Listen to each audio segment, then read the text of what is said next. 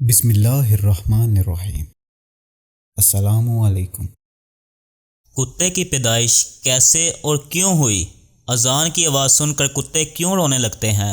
شیطان نے حضرت آدم علیہ السلام کے پتلے پر تھوک دیا تو حضرت جبریل علیہ السلام نے تھوک والی مٹی کو ہٹا دیا، جس سے آدم علیہ السلام کے پیٹ پر سوراخ پڑ گیا، جس کو اب ناف کہا جاتا ہے۔ شیطان کے تھوک والی اسی مٹی سے اللہ نے بسم اللہ الرحمن الرحیم۔ اذان کے وقت کتے کیوں روتے ہیں؟ آپ نے دیکھا ہوگا کہ اذان کے وقت، خاص طور پر فجر کی اذان کے وقت، بہت زیادہ کتے بھونکتے ہیں۔ تو ان کی کیا وجہ ہے؟ اس کے ساتھ ساتھ ہم آپ کو یہ بھی بتائیں گے کہ اذان کے وقت کن کن باتوں کا خیال رکھنا چاہیے۔ ناظرین، اللہ تعالیٰ نے جانوروں کے اندر ایک ایسی طاقت عطا فرمائی ہے جو ہمیں انسانوں کو نہیں دی ہے، جبکہ اللہ تعالیٰ نے انسانوں کو اشرف المخلوقات بنایا ہے، یعنی تمام مخلوقوں میں بہتر بنایا ہے، لیکن اللہ تعالیٰ نے انسانوں کو وہ طاقت نہیں دی جس سے وہ آسمانوں یا پھر چلنے پھرنے والے شیطانوں یا بلاؤں یا پھر مصیبتوں کو دیکھ سکے، لیکن یہ جانور انہیں دیکھ سکتے ہیں۔ وہ بے زبان ہونے کی وجہ سے انسانوں کو نہیں بتا سکتے، لہٰذا وہ ایسی آوازیں نکال کر انسانوں کو خبر کرنے کی کوشش کرتے ہیں۔ تو جیسے ہی اذان شروع ہوتی ہے، تو خاص کر فجر کی اذان ہو، تو جتنی بھی شیطانی بلائیں ہوتی ہیں وہ رات کے وقت دوبارہ نکلتے ہیں، اور اذان کی آواز سنتے ہی تمام شیطان اور بلائیں وہاں سے بھاگنا شروع کر دیتے ہیں۔ یہ دیکھتے ہی کتے رونے جیسی آوازیں نکالنا شروع کر دیتے ہیں۔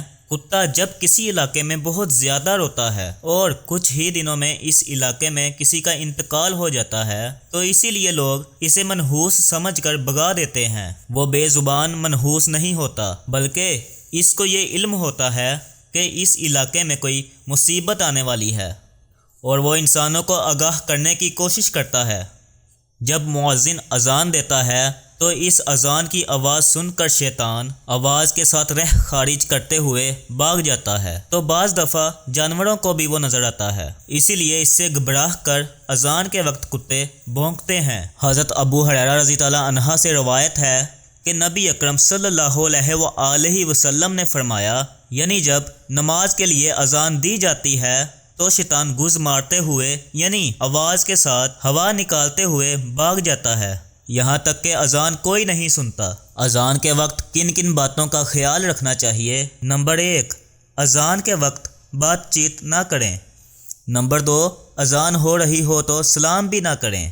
اذان کے وقت کوئی سلام بھی کرے تو جواب بھی نہیں دینا چاہیے۔ نمبر 3، اگر قرآن کی تلاوت بھی کر رہے ہو تو بھی اذان کے وقت قرآن پاک بند کر دینا چاہیے۔ نمبر 4، اذان کا ادب نہ کرنے والوں پر اللہ کا سخت عذاب آئے گا۔ نمبر 5، اذان کو غور سے سنیں اور ہر کلمات دہرائیں۔ نمبر 6، اگر راستے میں اذان شروع ہو جائے تو ٹھہر جائیں۔ نمبر 7، اذان کے وقت اذان پر غور نہ کرنے والوں کو مرتے وقت کلمہ نصیب نہ ہوگا۔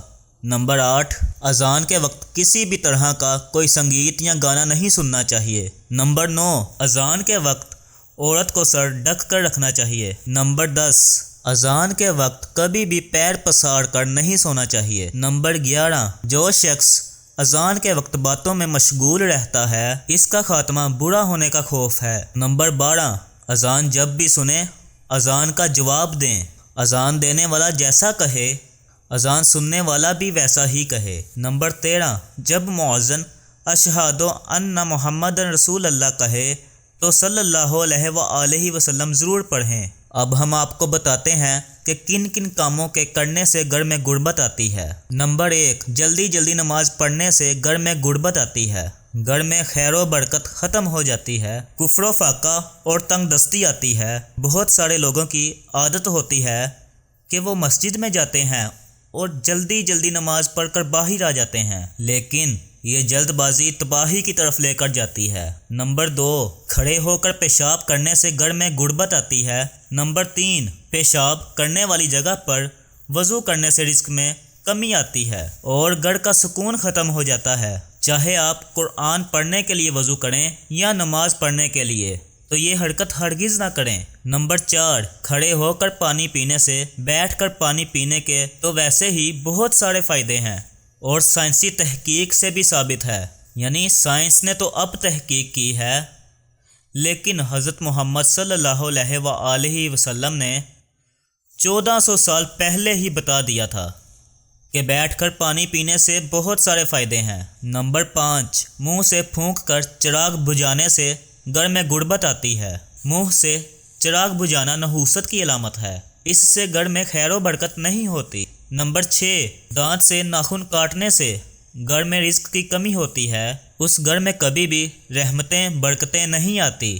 نمبر 7، دامن یا آستین سے منہ صاف کرنے سے بہت سارے لوگوں کی عادت ہوتی ہے کہ دامن یا آستین سے منہ سے پسینہ صاف کرتے ہیں، اور جس کی وجہ سے وہ رزق کی تنگی کا شکار ہو جاتے ہیں۔ اسی لیے دامن یا آستین سے کبھی بھی منہ صاف نہ کریں اور ہمیشہ اس سے بچنے کی کوشش کرتے رہیں۔ ناظرین، یہ تھی وہ 7 باتیں جس کے کرنے سے گھر میں رزق کی تنگی ہوتی ہے، تو ان سب کاموں سے ہمیں بچنا چاہیے۔ کتے کی تخلیق کیسے ہوئی؟ مذہب کی قدیم کتابوں کے مطابق ابلیس یعنی شیطان جن تھا، اور اللہ تعالیٰ نے اس کی عبادت کے باعث اسے فرشتوں میں شامل کر لیا تھا۔ بعد ازاں اس کی ریاست کا سلسلہ جاری رہا۔ اس کائنات کا کوئی ایسا چپا، کوئی ایسا ٹکڑا نہیں تھا جس پر ابلیس نے سجدہ نہ کیا ہو۔ یہ ان سجدوں، ان ریاستوں اور ان عبادتوں کا نتیجہ تھا کہ اللہ تعالیٰ نے ابلیس کو فرشتوں کا سردار بنا دیا، لیکن پھر شیطان غرور کا شکار ہو گیا اور اس نے مٹی کے پتلے یعنی آدم علیہ السلام کو سجدہ کرنے سے انکار کر دیا، اور یہاں سے خیر اور شرکی طاقتوں کے درمیان جنگ کا آغاز ہوا۔ قدیم صحائف میں لکھا ہے کہ جب شیطان کو حضرت آدم علیہ السلام کو سجدہ کرنے کا حکم دیا گیا تو اس نے حضرت آدم علیہ السلام پر حقارت سے تھوک پھینک دیا۔ شیطان کا تھوک حضرت آدم علیہ السلام کے پیٹ پر گرا۔ بعد ازاں اللہ تعالیٰ نے حضرت جبریل علیہ السلام کو تھوک والی مٹی نکالنے کا حکم دیا۔ حضرت جبریل علیہ السلام نے یہ مٹی نکالی تو حضرت آدم علیہ السلام کے پیٹ پر ایک چھوٹا سا سوراخ بن گیا۔ یہ سوراخ ناف کی شکل میں آج بھی ہمارے پیٹ پر موجود ہے۔ اللہ تعالیٰ نے ناف کی مٹی سے بعد ازاں کتا بنایا تھا۔ کتے میں 3 خصوصیتیں ہوتی ہیں۔ یہ انسان سے محبت کرتا ہے۔ کیونکہ یہ انسان کی مٹی سے بنا تھا۔ یہ رات کو جاگتا ہے۔ کیونکہ اسے حضرت جبریل علیہ السلام ہاتھ لگے تھے۔ اور یہ انسان پر بھونکتا ہے۔ کیونکہ اس میں شیطان کا تھوک شامل ہے۔ آپ کو یہ جان کر حیرت ہوگی، کتا دنیا کی واحد مخلوق ہے جو شیطان کو دیکھ سکتی ہے۔ شاید یہی وجہ ہے کہ جب رات کے اندھیرے میں شیطانوں کے قافلے آسمانوں سے اترتے ہیں تو کتے اوپر دیکھ کر ایک خوفناک آواز نکالتے ہیں۔ اللہ تعالی ہمیں دین کی سمجھ عطا فرمائے اور ہمیں نیک اعمال کرنے کی توفیق عطا فرمائے۔